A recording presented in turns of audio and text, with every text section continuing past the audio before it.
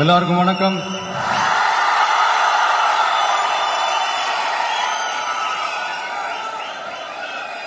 அண்ணல் அம்பேத்கர் அவர்களுடைய இந்த நூல் வெளியீட்டு விழாவில் கலந்துக்கிறது, அதுவும் இந்த முக்கியமான நாளில் கலந்துக்கிறது எனக்கு கிடைச்ச மிகப்பெரிய ஒரு வரமா நான் நினைக்கிறேன்.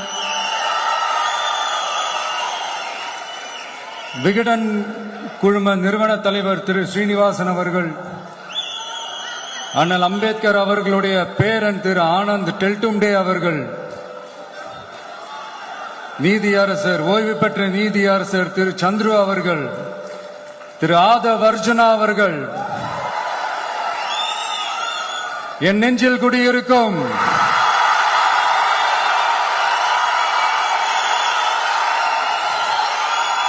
என்னுடைய நண்பா நண்பிகள், தோழா தோழிகள்,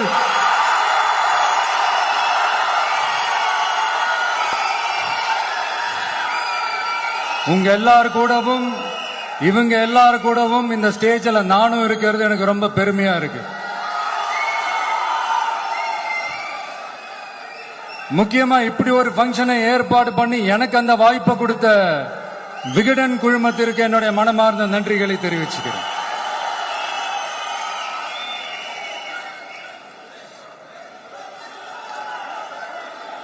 இன்னைக்கும் நிறைய பேர்கிட்ட உங்க ஃபேவரட்டான ஹாலிடே டெஸ்டினேஷன் எதுன்னு கேட்டீங்கன்னா நியூயார்க் சிட்டின்னு சொல்லுவாங்க. ஏன்னா அங்க போய் ஒரு 2-3 நாள் தங்கிட்டு வர்றதே அது ஒரு பெரிய ஸ்டேட்டஸ் ஆகவும் ஒரு பெரிய அச்சீவ்மெண்ட் ஆகவும் நினைப்பாங்க. ஆனா 100 வருஷத்துக்கு முன்னாடியே நியூயார்க்லாம் போய் அங்க உலக புகழ் பெற்ற கொலம்பியா யூனிவர்சிட்டில எல்லாம் போய் படிச்சு டாக்டர் பட்டம் வாங்கி சாதிச்ச ஒரு அசாத்திய மாணவர் ஒருத்தர் இருந்தார். அது கூட பெருசு இல்ல, அவர் எந்த சூழ்நிலையில அங்க போய் படிச்சு சாதிச்சாருன்றதுதான் மிகப்பெரிய விஷயம். அன்னைக்கு அந்த மாணவரை, நீ இந்த சாதியில பிறந்திருக்கிற, உனக்கெல்லாம் படிக்கிறதுக்கெல்லாம் தகுதி இல்ல, நீ எல்லாம் எதுக்கு ஸ்கூலுக்கு வர, அப்படி இப்படின்ட்டு அவர் வாழ்ற சமூகமே அவரை தடுத்துச்சு. அதையும் மீறி அந்த மாணவர் பள்ளிக்கூடம் போனா சக மாணவர்களுடன் சரிசமா உட்கார்ந்து படிக்க அவருக்கு அனுமதி இல்லை. தாக எடுத்தா தண்ணி கூட குடிக்க முடியல. அப்படி அத்தனை சக்திகளும் அவருக்கு எதிராக இருந்தது. ஆனா ஒரே ஒரு சக்தி மட்டும்தான், நீ படி, எத்தனை தடைகள் வந்தாலும் படி, தொடர்ந்து படி அப்படின்னு சொல்லிக்கிட்டே இருந்தது. அதுதான் அந்த மாணவருக்குள்ள இருந்த அந்த வைராக்கியம். அந்த சின்ன வயசுல அந்த மாணவருக்குள்ள எப்படி அப்படி ஒரு வைராக்கியம் வந்துச்சுன்னு நினைச்சு பார்க்கும்போது உண்மையிலே பிரமிப்பாதான் இருந்துச்சு. அந்த வைராக்கியம் தான் அந்த மாணவரை பிற்காலத்துல இந்த நாட்டோட ஒரு தலை சிறந்த இன்டெலெக்சுவலா டிரான்ஸ்ஃபார்ம் ஆகிறதுக்கும் காரணமா இருந்துச்சு. எனக்கு தெரிஞ்ச உலக வரலாற்றிலே இப்படி ஒரு டிரான்ஸ்ஃபர்மேஷனை யாரும் பார்த்திருக்க மாட்டாங்க. அந்த மாணவர் வேற யாரும் இல்ல, நம்மளுடைய அண்ணல் அம்பேத்கர் அவர்கள் தான்.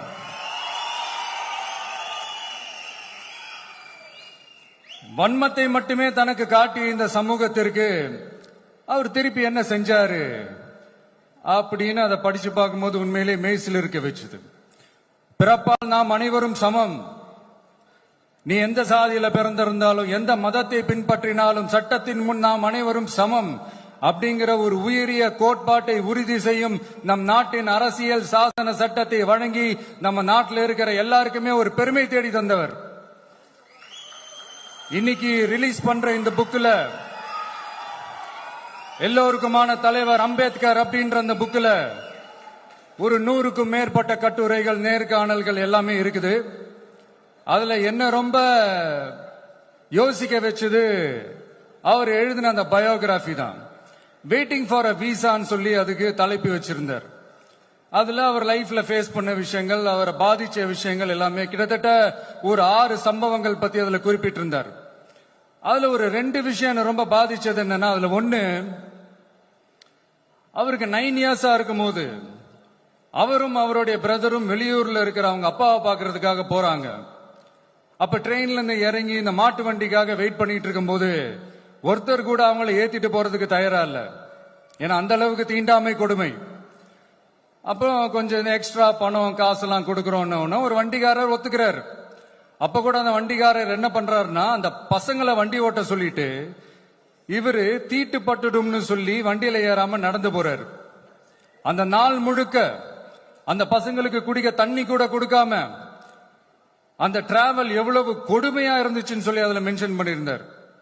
ரெண்டாவது, அதே அம்பேத்கர் அவர்கள் அமெரிக்கா பிரிட்டன்ல எல்லாம் போய் படிச்சு டாக்டர் பட்டம்லாம் வாங்கி சாதிச்சு ஒரு பெரிய வழக்கறிஞரா இந்தியாவுக்கு திரும்ப வராரு. அப்ப மும்பைக்கு பக்கத்துல ஒரு கிராமத்துக்கு அவரை கூப்பிடுறாங்க. அப்ப அவர் ஒரு அரசாங்க பொறுப்புல இருக்கிறாரு. அந்த கிராமத்துக்காரங்க ஒரு வண்டியை ஒண்ணு ஏற்பாடு பண்ணி அவரை கூட்டிட்டு வரணும்னு நினைக்கிறாங்க. ஆனா அந்த வண்டி ஓட்டுறவரு அவருக்கு சமமா உட்கார்ந்து வண்டி ஓட்டுறதுக்கு யோசிக்கிறாரு, மறுக்கிறாரு. ஒரு லண்டனுக்கு போய் ஒரு பாரிஸ்டர் பட்டம் வாங்கிய அம்பேத்கரை விட ஒரு வண்டி ஓட்டுறவர் தன்னை உயர்ந்தவனா நினைக்கிறார். அதுதான் அந்த சமூக கொடுமை தான் அவரை சமத்துவத்துக்காக போராட வச்சது. எனக்கு ஒரு டவுட்டுங்க, இன்னைக்கு திரு அம்பேத்கர் அவர்கள் உயிரோடு இருந்திருந்தா என்ன நினைப்பாரு? இன்னைக்கு இருக்கிற நம்ம இந்தியாவை பார்த்து அவர் பெருமைப்படுவாரா, இல்ல வருத்தப்படுவாரா, இல்ல அப்படியே வருத்தப்பட்ட எதை நினைச்சு வருத்தப்படுவாரு? இன்னைக்கு நம்ம நாடு முழு வளர்ச்சி அடையணும்னா ஜனநாயகம் காக்கப்படணும். அந்த ஜனநாயகம் காக்கப்படணும்னா அரசியல் அமைப்பு சட்டம் காக்கப்படணும். அதுக்கான பொறுப்பு, அந்த கடமை நம்ம ஒவ்வொருத்தருக்கிட்டையும் இருக்கணும்னு தோணுச்சு. அந்த பொறுப்போடும் அந்த கடமையோடும் தான் இதை நான் ஆணித்தரமா சொல்றேன். ஜனநாயகத்தை நாணிவேர் ஃப்ரீ அண்ட் ஃபேர் எலெக்ஷன்ஸ், சுதந்திரமான மற்றும் நியாயமான தேர்தல். தேர்தல் நியாயமா நடக்கலன்னு நான் சொல்ல வரல, பட் சுதந்திரமாகவும் நியாயமாகவும் தான் தேர்தல் நடக்குது அப்படிங்கிற அந்த அசைக்க முடியாத நம்பிக்கை நம்ம ஒவ்வொரு இந்தியனுக்கும் இருக்கணும்னு தோணுச்சு. அது அமையணும்னா தேர்தல் ஆணையர்கள் கான்சென்சஸ், அதாவது ஒருமித்த கருத்து அடிப்படையில் மட்டும்தான் நியமிக்கப்பட வேண்டும் அப்படின்றத என்னுடைய ஒரு வலிமையான ஒரு கோரிக்கை. இரண்டாவது, ஏப்ரல் 14 அண்ணல் அம்பேத்கர் அவர்களுடைய பிறந்த நாள். அன்னைக்குதான் நம்ம ஒட்டுமொத்த இந்தியர்களுக்குமான ஜனநாயக உரிமைகள் பிறந்த தினம். அதனால அந்த டேட்டை இந்தியாவோட ஜனநாயக உரிமைகள் தினமா அறிவிக்கணும்.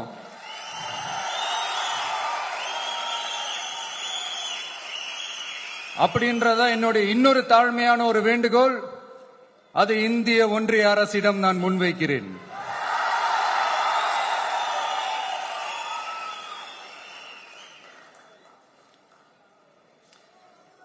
அம்பேத்கர் அவர்களை பத்தி யோசிக்கும் போது கண்டிப்பா சட்டம் ஒழுங்கு சமூக நீதியை பத்தி யோசிக்காம இருக்கவே முடியாது. இன்னைக்கு மணிப்பூர்ல என்ன நடக்குதுன்னு நம்ம எல்லாருக்குமே தெரியும். ஆனா அதை பத்தி கொஞ்சம் கூட அதை கண்டுக்காம ஒரு அரசு மேல இருந்து நம்மள ஆண்டுகிட்டு இருக்கு.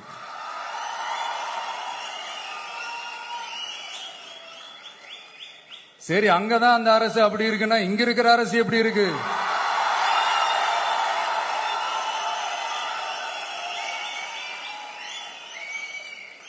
இங்க நம்ம தமிழ்நாட்டில் வேங்கை வயல்னு ஒரு ஊர்ல என்ன நடந்துச்சுன்னு நம்ம எல்லாருக்குமே தெரியும். சமூக நீதி பேசுற இங்க இருக்கிற அரசு அதுக்கு எந்த விதமான ஒரு நடவடிக்கை எடுத்த மாதிரியே எனக்கு தெரியலையே.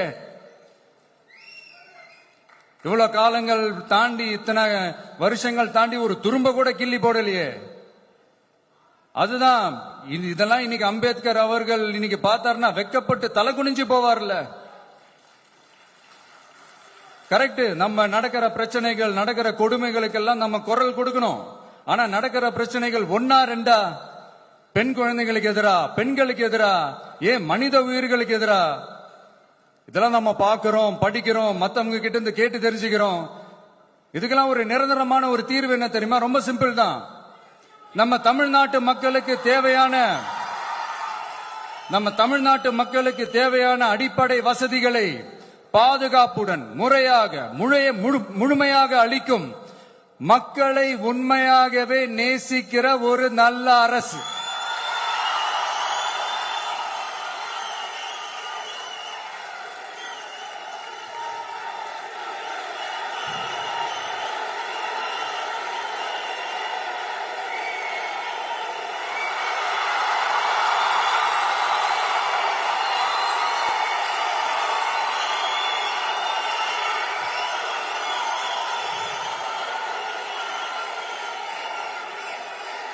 அதான் சொன்னேன், இது அமைஞ்சிட்டாலே போதும், அதான் ரொம்ப சிம்பிள்னு சொன்னேன். அதனால இங்க டெய்லி நடக்கிற பிரச்சனைகளுக்கு சம்பிரதாயத்துக்காக ட்வீட் போடுறதும், சம்பிரதாயத்துக்காக அறிக்கை விடுறதும், சம்பிரதாயத்துக்காக நானும் மக்களோட மக்களா இருக்கிறேன் காட்டிக்கிறதும், சம்பிரதாயத்துக்காக மழை தண்ணியில நின்று போட்டோ எடுக்கிறதும்,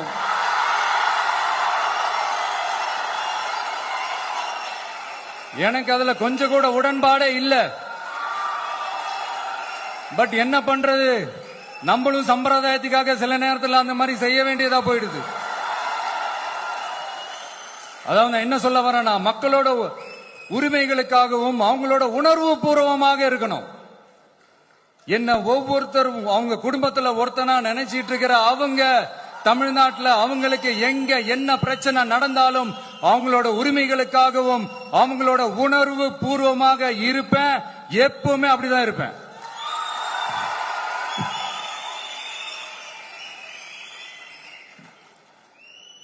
மக்கள் உணர்வுகளை மதிக்க தெரியாத, மக்களுக்கு அடிப்படை சமூக நீதியான பாதுகாப்பை கூட உறுதி செய்ய இயலாத, கூட்டணி கணக்குகளை மட்டுமே நம்பி இருமாப்புடன் 200 வெல்வோம்,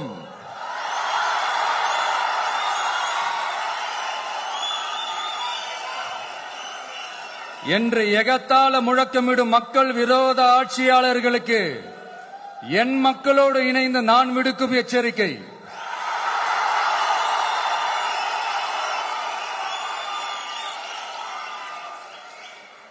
நீங்க உங்களோட சுயநலனுக்காக பல வழிகளில் பாதுகாத்து வரும் உங்கள் கூட்டணி கணக்குகள் அனைத்தும்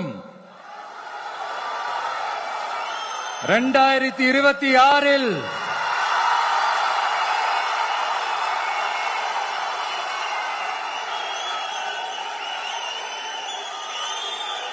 மக்களே மைனஸ் ஆக்கி விடுவார்கள். மக்களே மைனஸ் ஆக்கி விடுவார்கள். மக்களே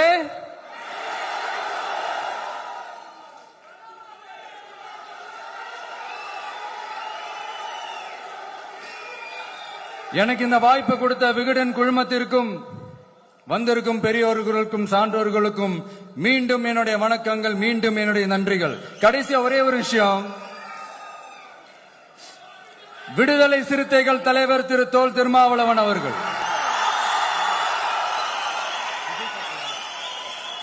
அவங்களால இன்னைக்கு வர முடியாம போச்சு.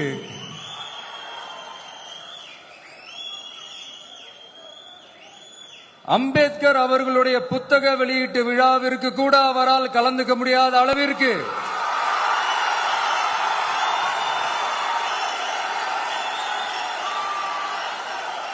கூட்டணி கட்சிகள் சார்ந்து எவ்வளவு பிரஷர் இருக்கும் என்று என்னால் யூகிக்க முடிந்தாலும் நான் இப்ப சொல்றேன், அவருடைய மனசு முழுக்க முழுக்க இன்னைக்கு நம்மளோட தான் இருக்கும். நன்றி, வணக்கம்.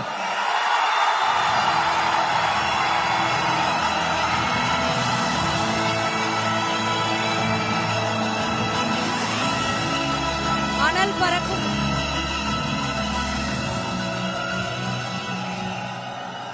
Thank you Vijay sir. கடைசியாக உங்ககிட்ட இன்னும் ஒரு ரிக்வெஸ்ட்.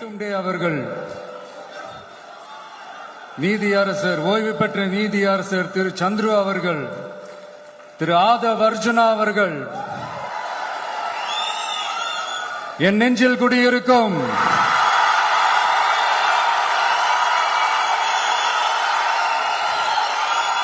என்னுடைய நண்பா நண்பிகள், தோழா தோழிகள்,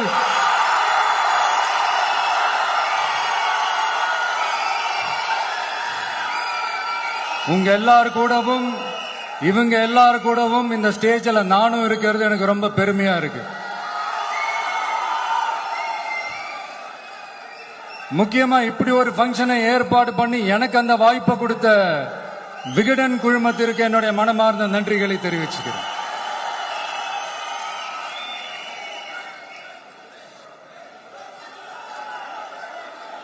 இன்னைக்கும் நிறைய பேர்கிட்ட உங்க ஃபேவரட்டான ஹாலிடே டெஸ்டினேஷன் எதுன்னு கேட்டீங்கன்னா நியூயார்க் சிட்டின்னு சொல்லுவாங்க. ஏன்னா அங்க போய் ஒரு 2-3 நாள் தங்கி எல்லாரும் இங்க வந்து